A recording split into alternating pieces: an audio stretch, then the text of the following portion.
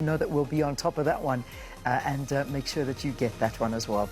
All right, that's where I'm going to say goodbye to you here from the Johannesburg studio, but there's still a lot happening at the Buy Local Summit. That's where Sakina is broadcasting from, and I know that the Minister is about to officially open up the conference, so the summit and the conference that's taking place side by side. So let's go over to SK and see what's happening there. Bye-bye from me. See you tomorrow morning.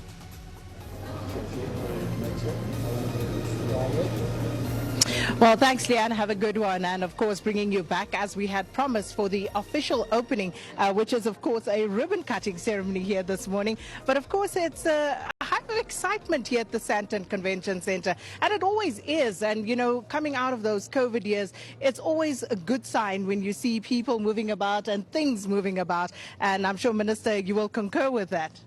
Indeed. In fact, it's great to be here this morning. We've got more than 200 exhibitors here, great South African products, young people getting jobs. This is a day to celebrate. This is about being proudly South African and using the skill, the knowledge, the technical capabilities of South Africans to do fantastic products that are storming markets elsewhere on the African continent and in Europe. And South Africans are often not aware of how desired our products are. And today is an opportunity to showcase South African products. And I'm glad you touched on how South Africans perhaps are not aware of the desirability of our products, because very often there is also a perception that our own products are somewhat inferior. One of the things that we need to combat actively is a colonial hangover where we think of quality being derived from the global north. South Africa has some great innovations. We're now producing some of the innovative products that the world needs. Just on the African continent, South Africa is now able to produce human insulin. We can do the oral cholera vaccine. We can do a vaccine for pneumococcal meningitis. These are great leaps forward in local manufacturing capability. And if you go anywhere in the world and you see a Mercedes C-Class vehicle beautifully produced, chances are it was made in South Africa, because this is only one of 3 places in the world, Beijing in China, Bremen in Germany, and Buffalo City in South Africa, where the Mercedes-Benz is made. So there's lots to be proud about, lots to celebrate, but also opportunities for young people to come into industry and to transform the products with their ideas, with their creativity, and with their innovation. And I'm glad you touched on that, because I've had questions from just showing people around, and some of the questions coming through about why brands like Mercedes-Benz, and that was my answer. That is actually locally assembled here in South Africa, the Mercedes-Benz C-Class. So it is proudly South African. So I'm glad you touched on that, Minister. All of this, of course, proudly South African. And of course, the chairperson joins me as well now, just to talk about how important it is for us to fly this flag and to basically be proudly South African. Over the weekend, we had the Youth Netball Championships qualifiers, and we won. So, you know, we have all of these great touch points, at least of late, that we can use. So how is that helping you as proudly South African? It's really important that consumers understand that we have a choice. And many of us don't look at the label when we buy goods in the store. Nowadays, when my wife and I shop, I take longer because I look at the label, because I say, when it says made in South Africa, that's where we're creating jobs. When it says made in anywhere else, that's where I pay to make jobs.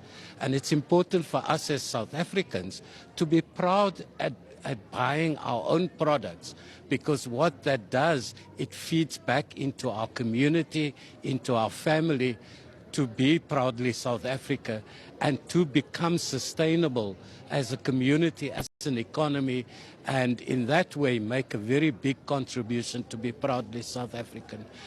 The sports has really helped us to be proud, because we know we can beat the best in the world at various sports, whether it's rugby, in cricket, in all the different codes, and now in netball as well.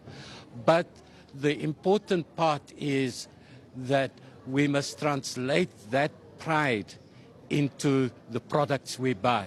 And we've got it in our hands as South African consumers. So I'm going to just step aside. Happy if you can come to my side, and we're going to bring that a pair of scissors so that we can now move on to the official opening and the ribbon cutting ceremony for the 12th annual Proudly South African Buy Local Summit and Expo. And of course, the minister, along with the chairperson of Proudly South Africa, the team, as well as the executive from ABSA, all of them in here. And just trying to get everybody on this delegation to take their place. And of course, we are then going to leave it at that as they cut the ribbon to officially open the summit.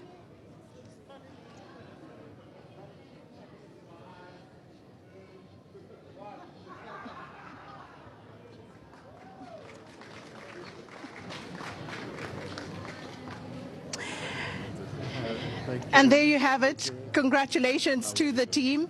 And of course, as I find my camera there, that's all we have for you here from the Sandton Convention Centre for Morning Live. But of course, the SABC will continue to bring you more footage. And of course, there's going to be so much happening here. Discussions aplenty and important ones at that. So do stay with us on SABC. And of course, the agenda takes over between 9 and midday. And that's Ayanda Nyati who will be keeping you company.